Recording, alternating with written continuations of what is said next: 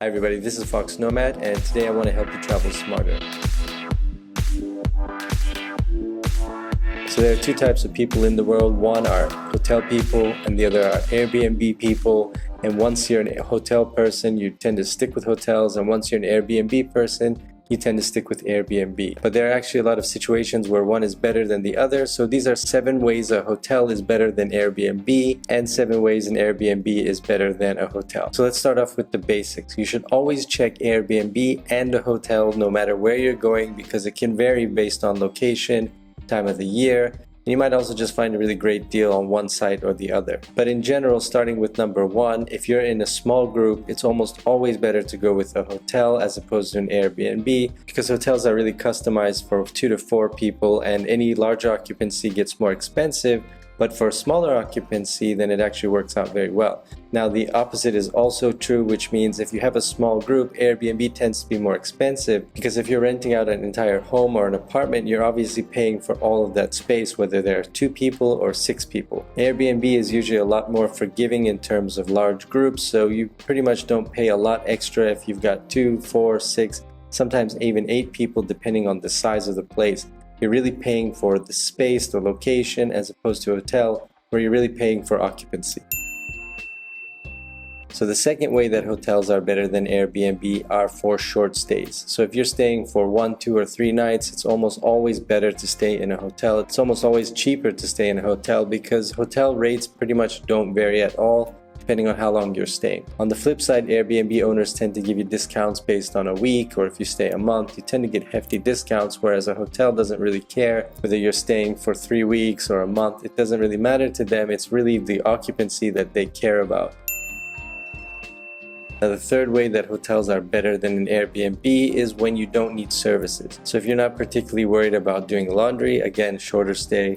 If you're not worried too much about having a pool, for example, or having a kitchen, that kind of stuff, then a hotel is almost always better. With an Airbnb, you have those options and you're gonna pay for them. It's gonna be included in the price.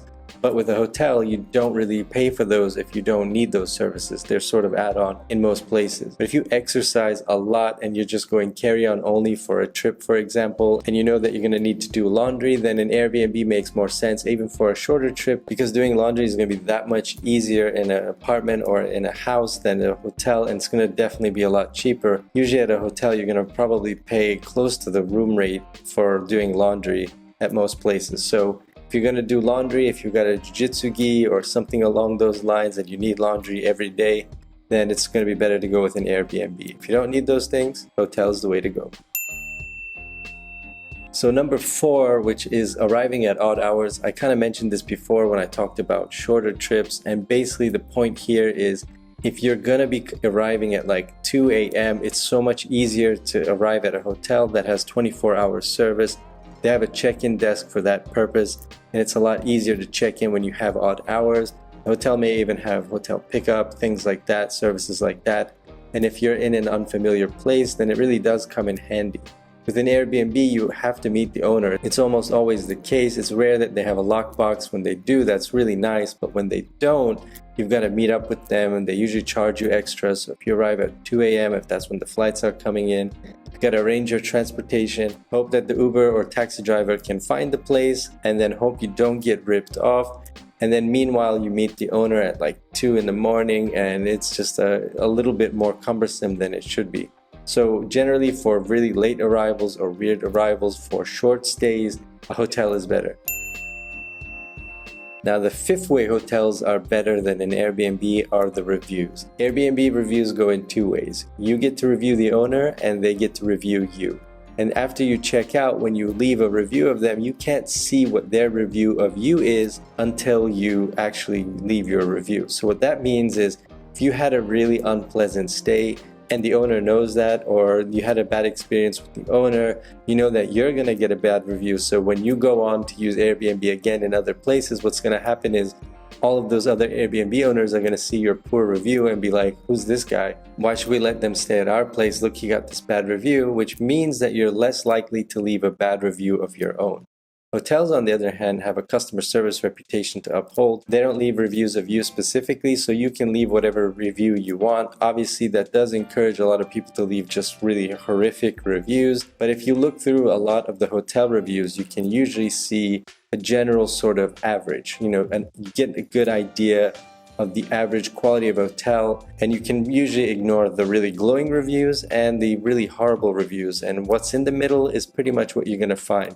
At an Airbnb, people tend to be a lot nicer because they have a personal connection with the owner, first of all. When you meet somebody, it's a lot more difficult to write a nasty review.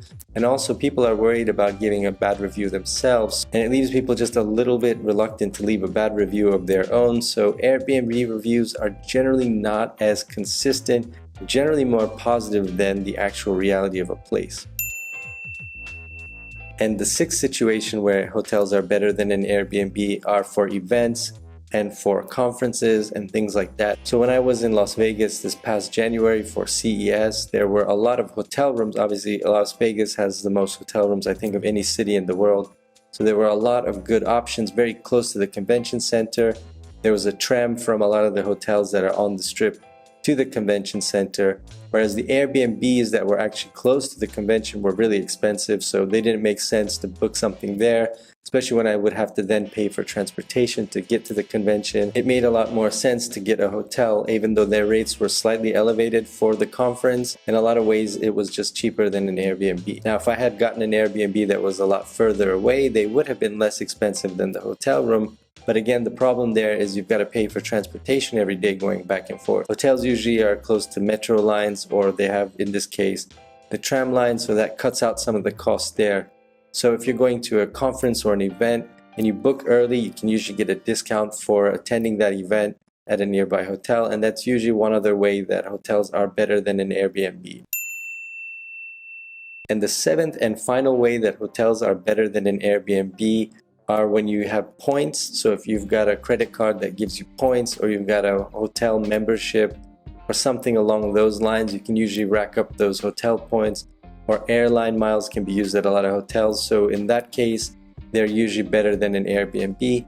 Airbnb doesn't really have a point system. You can refer your friends and get a $25 credit, but you have to use it on Airbnb. It's not sort of a mass point system that you can use for a lot of other things, where you can use hotel miles usually for airplane miles and so on. So if you're invested in a hotel point system or something along those lines, then obviously a hotel is better than Airbnb. So there you have it. Those are 7 ways that a hotel is better than an Airbnb. But let me put it this way. What this really means is these are the 7 situations in which a hotel is better than an Airbnb. But if you look at these from the reverse angle, these are 7 ways that an Airbnb is better than a hotel. You should always check both. I highly recommend that you always check hotels and Airbnb. It's also a good idea when you book an Airbnb to contact the owner directly and see if you can't negotiate something outside of the site that will save you money for longer stays. It takes away some of the protections of Airbnb, but for a good owner and for a longer stay, it might save you some money, and it's generally a reliable way to get around some Airbnb fees. I personally tend to use Airbnb a lot more than hotels because my stays tend to be a lot longer. I almost always need a laundry machine, I like having a kitchen, and so on. But for shorter stays, a hotel works out really well, and I've found myself trying to get out of that Airbnb bubble and take a look at hotels more often than not when I'm searching around for accommodation. So you should do the same. So if you're a hotel person, make sure that you check Airbnb, get familiar with the site, learn how it works if you don't use Airbnb at all. And the same goes for people who are committed to Airbnb. Make sure you check out some of the hotel booking sites so you can see what options are available. You might actually get a great deal or find a great place. Let me know if you're an Airbnb or hotel person in the comments below. And while you're down there, hit the like and subscribe buttons. I'll have new videos for you every week. Thanks very much for watching, and I will see you in the next video. These are 7 ways, but there are actually a lot of situations where one is better than the other. So these are 7 ways. Hi everybody, this is foXnoMad.